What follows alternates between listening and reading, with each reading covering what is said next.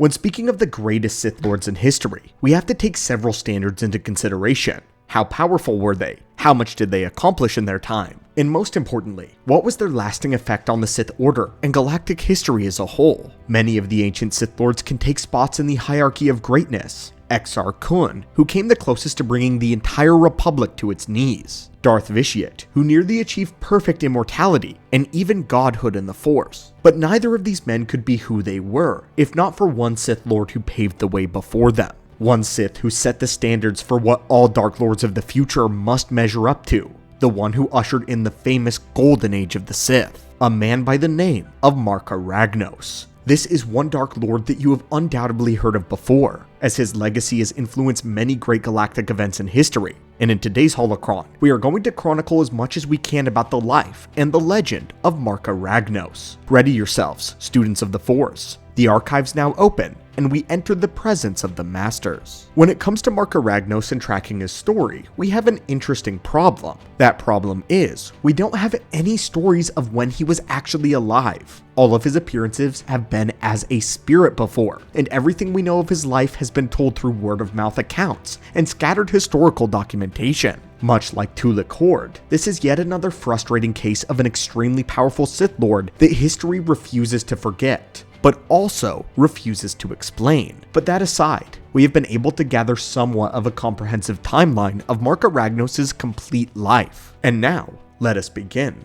Marka Ragnos was born many years before 5100 BBY, which would place him just after the end of Tulak Hord's reign. This means that the reigning Dark Lord at the time was likely the apprentice of Tulak Hord, an individual by the name of Ortan Sella. Ragnos was a human Sith pureblood half-breed who was born as the direct descendant of a Junta Pal. Just from his birth, Marka Ragnos desired greatness, and greatness he would most certainly achieve. We know very little of Marka Ragnos' young life growing up in the ancient Sith Empire, but we do know that he despised the Jedi with a passion. He cared very much about the legacy of his Dark Jedi ancestors that had passed down to him, specifically his grandfather, a Junta.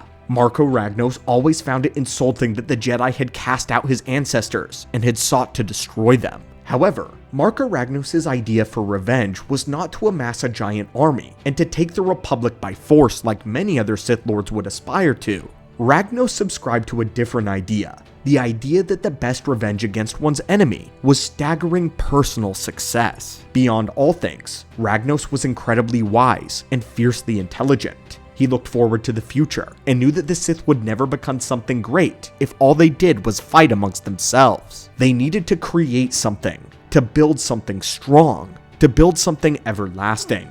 When Ortan Sella's death eventually came, Marka Ragnos made his bid for the mantle as the Dark Lord, alongside another up-and-coming Sith Lord by the name of Simus. Although Simus was an incredibly formidable warrior, Ragnos dueled and defeated him in the year 5100 BBY and would decapitate him publicly. Marka Ragnos seized the throne, and his conquest of Sith space soon began. He knew that to make a strong empire, one needed territory, subjects, and above all, resources. Marka Ragnos would go on to conquer a vast majority of the Outer Rim worlds, consolidating almost 200 worlds into Sith space. The massive influx of riches that came flooding into Korriban, Zyos, and Droman Kos made the Sith Empire extremely wealthy extremely quickly, and thus, the name and title of the Golden Age of the Sith began. Under Ragnos' rule, knowledge and power flourished among the Sith. Even those in the lowest caste of Force wielders were living like kings. The philosophy was that of simplicity. The strong ruled well, and the weak served the oppressive masters. But everyone would eat. Marka Ragnos amassed a treasury of knowledge unlike any other. His power was unrivaled. He would go on to create his own epistle and several magical artifacts. One of those artifacts would be his scepter. His scepter was known to siphon force energy from just about any place, but what made the scepter truly special was that it could do something almost no other object could. It could bestow force sensitivity on those that could not touch the force. By drinking in the force power, it could redistribute it either through raw power or force bestowal. Though of course, any being who had their force sensitivity given to them by the scepter was bound to its will. The second most notable object that Marka Ragnos created was a pair of gauntlets. Gauntlets capable of greatly augmenting the strength of the wielder. It was said that just being near the gloves, one could feel the pulsing power of the dark side. But as we know, strength alone isn't the only thing that keeps the Sith Lord in power. Many two Dark Lords have learned this lesson, and many have been killed by their jealous underlings. Marka Ragnos was incredibly wise and crafty though, as well as aware. He would actually play his enemies against one another in order to divert their rage and their ego. This kept them occupied and away from challenging him. Speaking of old enemies, it turns out that Simus had survived their duel, and after being beheaded, he had clung to life through the dark side. His head was later rescued by a servant and encased in a crystal which was now keeping him alive. Marka Ragnos was so impressed by this and the strong will that he appointed the still living head to not only be a part of the Dark Council of the Sith, but to be his personal advisor. Simus would later go on to serve his master dutifully, advising him on many matters of the Empire, including how to better pit his enemies against one another. Moving on, at some point in his life, Ragnos would hear tell of a 13-year-old boy on the planet of Madrias, one which had somehow killed his own Sith father.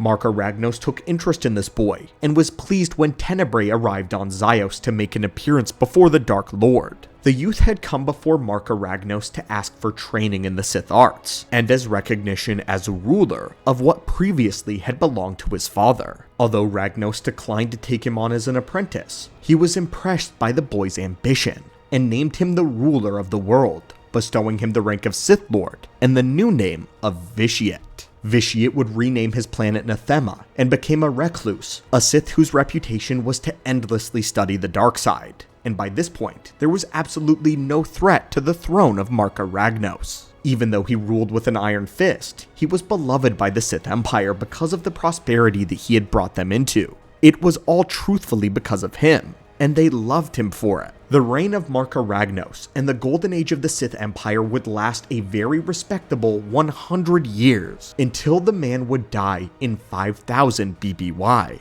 It was a mournful day for the Sith Empire when their greatest Dark Lord passed, and they held a grand funeral procession in his honor. But this would be by no means the last we see of Marka Ragnos. We get to see him again later in the second issue of Tales of the Jedi, Golden Age of the Sith. Here, Ludo Kresh is leading the funeral procession. Here, they lay the sarcophagus of Ragnos in his tomb, along with the still living slaves that once served him in life, as the slaves are too sealed for eternity inside. They are intended to be the final sacrifice, and to turn to dust over the eons. Their ceremony, however, is crashed by the arrival of Naga Sadow, who doesn't wait for Ragnos' body to get cold before he announces that he should become the new Dark Lord.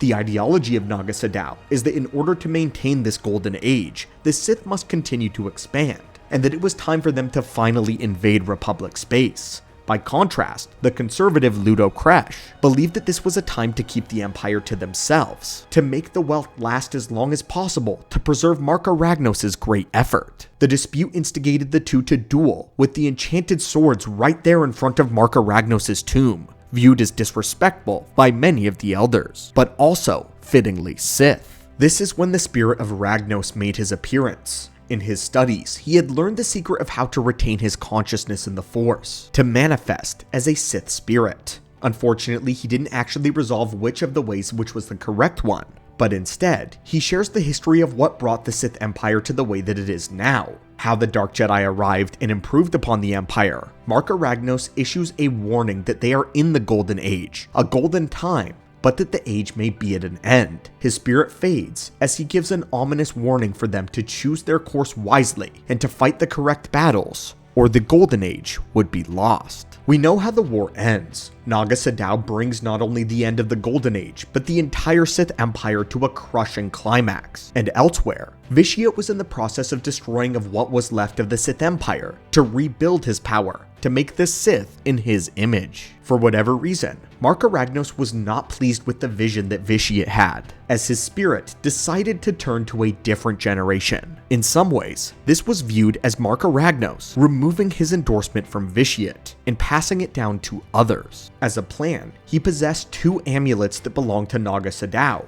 and when the two found their owners, the Sith legacy could continue. It would not be until Tales of the Jedi Dark Lords of the Sith issue number 6 that the sister amulets would find their owners. Those turned out to be Exar Kun and Ulic Qel-Droma, 1,000 years after the humiliating failure of Naga Sadow and his invasion of Republic space. Now, the ancient evil was awakened once more as Ulik and Exar dueled each other to a stalemate. Their amulet reaches out with the Force, colliding in combat, as Marka Ragnos appears once again to stop yet another duel. Ragnos commands them to cease, mirroring the way that he appeared to Sadow and Kresh centuries earlier. Ragnos doesn't even so much as bother as explaining who he is before he delivers his speech. The man has been waiting. You of the future, hear me well. The two amulets are joined. The time is upon you. You have chosen. Now you are chosen. Ulik asks who the apparition is, and Exar mentions that he saw this man's mummified remains on Korriban, but Ragnos dismisses them and continues, "It matters not who I am. My power should be all that concerns you. You have both found the amulets and each other. Now the power of these amulets is joined, and now I have arrived." The Sith spirit of Ragnos touches both of their foreheads, burning onto them Sith tattoos, giving them their titles. As an explanation, in the very ancient days, the Dark Lord of the Sith would receive a painful tattoo burned onto their forehead. This would signify their position. As this happens, Ragnos would complete his speech with this: "I now complete your initiation to the powers of the dark side, so that you may bring to pass the great destiny foretold. Exar Kun, because of you, the Sith will never die. You have rightly earned the title as Dark Lord of the Sith." The other Jedi, Ulik Keldroma, he too has taken the Dark Road. Keldroma will be your first and foremost apprentice. By your choice, both of you have become part of the grand design. In my time, even as the Galactic Republic battles us to extinction, we now secure the future. A future where the Sith will take their revenge. Along with the gift of this new position, Ragnos had also given them something else. A gift. A dream, if you will.